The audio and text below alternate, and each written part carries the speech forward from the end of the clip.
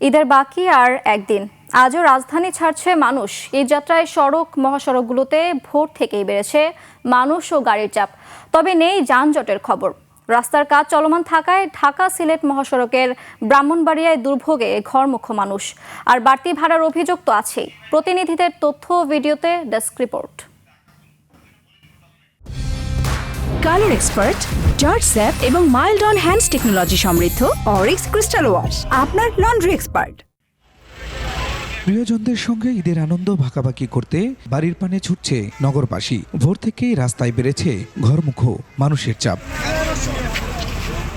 ভোর থেকেই গাড়ির চাপ বেড়েছে গাজীপুরের ঢাকা টাঙ্গাইল ও ঢাকা ময়মনসিংহ মহাসড়কের চন্দ্রা ও চান্দনা চৌরাস্তায়। হাইওয়ে পুলিশ জানায়, কলকারখানাগুলোতে ছুটি শুরু হওয়ায় ঘরমুখো মানুষের চাপ বেড়েছে। যানজট না থাকলেও যানবাহন চলছে ধীর গতিতে।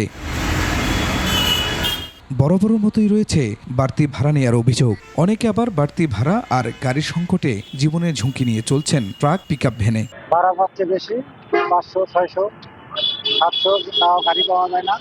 সিরাজগঞ্জে ভাড়া 300 টাকা, ভাড়া যাচ্ছে 700, 1000 এরকম ভাড়া যাচ্ছে। যাইতে পারতেছি না গাড়ি ভাড়া। আমাদের লং রুটটা এখন ভাড়া আগে ছিল 600, এখন ডাবল ভাড়া নিতেছে, 1200 টাকা পর্যন্ত নিতেছে ভাড়া। এভাবে দ্বিগুণ করে গেলে আমরা সাধারণ মানুষ কেমনে যাবো? যে কয় টাকা বেতন পাইছি এত আমার গাড়ি ভাড়া দিতে যাবো। ঢাকা আরিচা ও ঢাকা টাঙ্গাইল মহাসড়কে যানজট কম থাকলেও গাড়ির সংখ্যা বেড়েছে। এখানেও বাড়তি ভাড়া নেওয়ার অভিযোগ। 250, 450 কিলো কম দেয়, বুঝলেন না? কি হয়েছে, সবাই তার চাইলে 200 দেয় না, কথাটা বুঝলেন না? যমুনা সেতু হয়ে উত্তরবঙ্গগামী পরিবহনের চাপ থাকলেও সিরাজগঞ্জের যমুনা সেতুর পশ্চিম পার মহাসড়কে নেই যানজট। তবে ঢাকা সিলেট ও কুমিল্লা সিলেট মহাসড়কের ব্রাহ্মণবাড়িয়ার চিত্র কিছুটা ভিন্ন। মহাসড়কের উন্নয়ন কাজ চলমান থাকায় বেহাল দশা সড়কের। খানাখন্দে পড়ে আটকে যাচ্ছে যানবাহন। এতে ঈদ যাত্রায় দুর্ভোগ বেড়েছে সাধারণ মানুষের। রাজবাড়ী দৌলতদিয়া পাটুরিয়া নৌ রুটে সকাল থেকেই ফেরি ও লঞ্চে ঘরমুখো মানুষের উপচে পড়া ভিড়। তবে লঞ্চ ও ফেরি বেশি থাকায় নির্বিঘ্ন পারাপার, ভোগান্তি নেই যাত্রীদের।